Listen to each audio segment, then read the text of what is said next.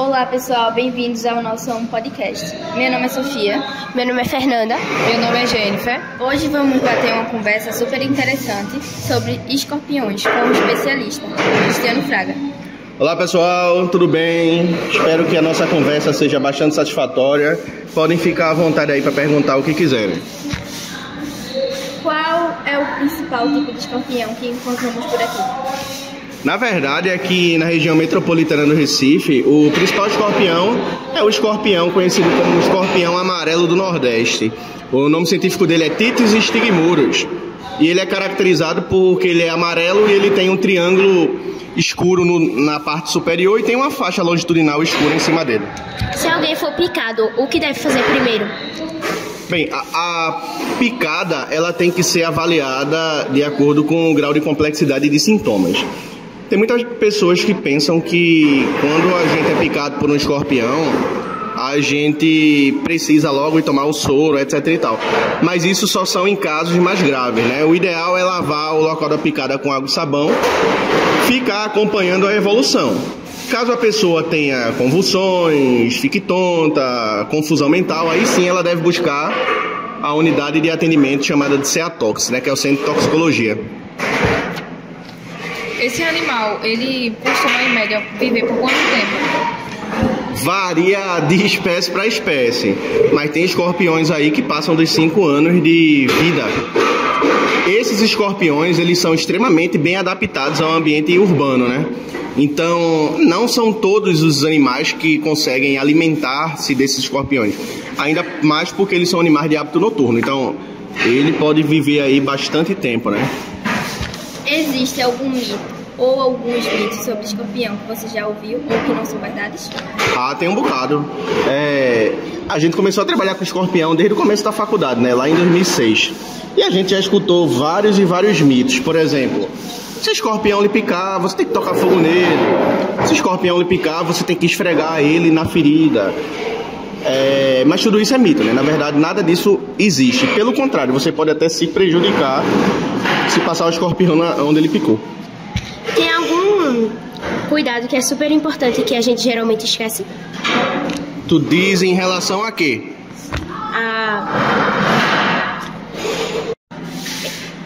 Em relação à picada? Ah, entendi. Bem, o cuidado principal é você higienizar o local da picada, né? Lavar com água e sabão, água corrente. Vai ser bastante dolorido, normal, principalmente se o escorpião ele for mais velho, né? Tem uma lenda, inclusive, que diz que os escorpiões filhotes são mais perigosos, mas isso é uma lenda. E é lavar com água e sabão. Lavou com água e sabão e acompanhar a evolução dos sintomas, né? Em alguns casos, você pode até tomar um analgésico para aliviar as dores, né, locais. A questão dos sintomas mais básicos. Quais são os lugares que ele geralmente aparece? Eita, essa pergunta é interessante. Os escorpiões, principalmente esse, que é o Titis stigmurus, né, o escorpião amarelo do Nordeste, ele é muito comum em ambientes urbanos. Ele é extremamente adaptado ao ambiente urbano.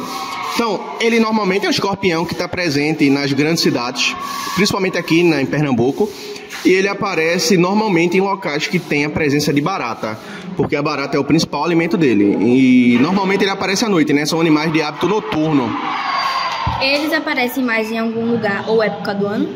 Então, isso é outra lenda que existe. É muito comum, inclusive eu recebi isso bastante de alunos, dizendo assim, tal e tal mês é o período de aparecimento de escorpiões, vamos redobrar os cuidados.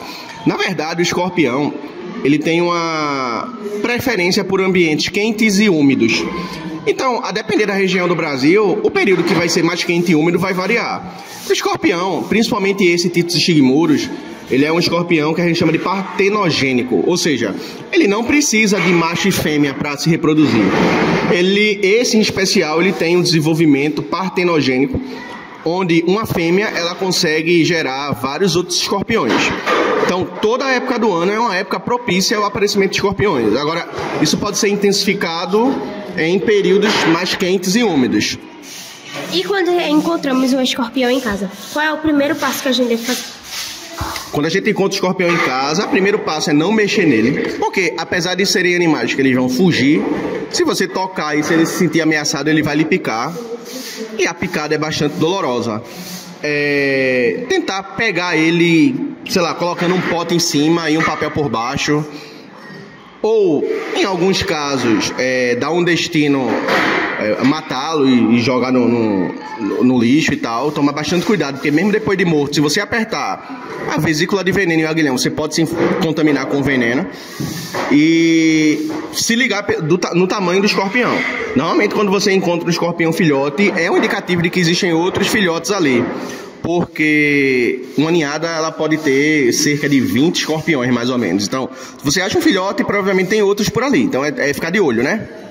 Em média, ele demora quanto tempo para se reproduzirem? Então, o período de gestação varia bastante também. Mas, nesse caso aí, eu diria cerca de 3 meses, 90 dias, mais ou menos. É muito legal, parece simples, porque muita gente se assusta e não sabe o que fazer quando vê um. É verdade.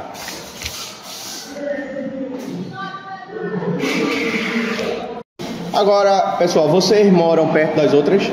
Sim. Como é a questão aqui com os escorpiões? Aparece, não aparece? Vocês já viram? Sim, a gente já viu e geralmente eles aparecem quando a gente mora perto de mato e lugar muito frio. Tem uma coisa interessante também, porque aqui a redondeza tem muita barreira, né? Então, se tem muita barreira, tem lona. É muito comum esses escorpiões,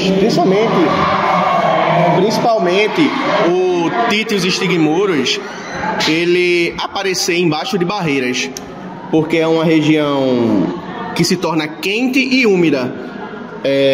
Só que a gente não vive levantando essas lonas, né? Mas é comum que casas perto apareçam. Outra coisa interessante que vale destacar é o seguinte: o fato de você não ver escorpiões na sua casa não quer dizer que não tenha. Os escorpiões, eles têm hábito noturno. Então, muitas vezes ele aparece quando a gente está dormindo. E ele, né, é o tipo de animal que ele não vai querer se expor. Ele vai simplesmente sair para caçar e tal, e inevitavelmente acontecem acidentes, né? Mas no caso aí, Fernanda, como é que aconteceu? Já apareceu aí perto de tu, não apareceu? Já fosse picada? Como foi o esquema? Já fui sim, fui picada quando tava de noite e eu fui fechar a janela do meu quarto, abaixei a cortina e aí apareceu um escorpião, aí eu dei um grito, eu acho que ele se assustou e ele me picou. Com um grito? Uhum. Beleza. Era um escorpião amarelo, meio marronzinho. Agora, só por curiosidade, né, já que é uma conversa aqui, o que é que tu sentisse? Deu uma gaguejada aqui, mas o que é que tu sentisse depois de levar a picada? Eu senti muita dor. Ouvinte, tá? Eu senti muita dor e a minha perna também ficou dormente. Ah, foi na perna? Foi. Quanto tu lembra? Faz tempo isso? Faz um pouquinho. Beleza. Coincidentemente eu já fui picado também. No meu caso foi um pouco diferente, mas foi fechando a porta do banheiro de noite. E aí, quando eu toquei na porta do banheiro, o escorpião tava lá, era um adulto, e ele picou exatamente o meu dedo anelar da mão direita. E foi, eu acho que a pior dor que eu já senti até hoje na minha vida foi essa picada. E eu lembro que... E é engraçado, porque, tipo assim, eu trabalhei 3 anos só com esses animais. Eu manuseava todo dia, velho, todo dia.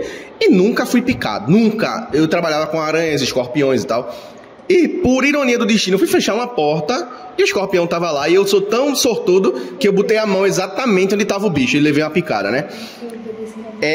A dor é absurda, muito forte mesmo. Eu não precisei ir ao médico, fiquei acompanhando. Como eu sou da área, eu consegui identificar o escorpião, eu sabia que era um Titius stigmurus.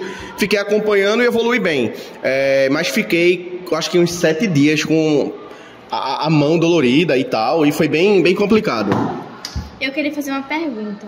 Fique à vontade. Qual mensagem, Cristiano, você gostaria de deixar para a comunidade sobre conviver com escorpiões e se manter em segurança mesmo assim?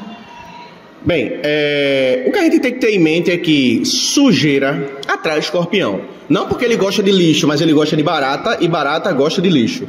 Então, manter a casa limpa, evitar acumular entulho, principalmente depois de obras, tomar cuidado quando você for sair de manhã, bater os sapatos. Se você deixar a roupa encostada na parede, bater a roupa, porque um dos maiores índices de acidente é exatamente quando você vai calçar o sapato, né? Que ele tá lá dentro, tu bota no pé e leva uma picada no pé. Ficar ligadas em relação à presença de barata. Pô, tá aparecendo muita barata em casa. Vamos, sei lá, colocar inseticida, deletizar a casa. Tudo isso evita a presença de escorpiões. E uma última dica. Crianças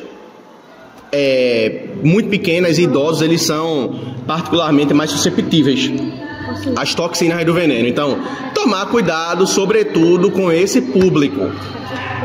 Existe uma lanterna chamada de lanterna ultravioleta.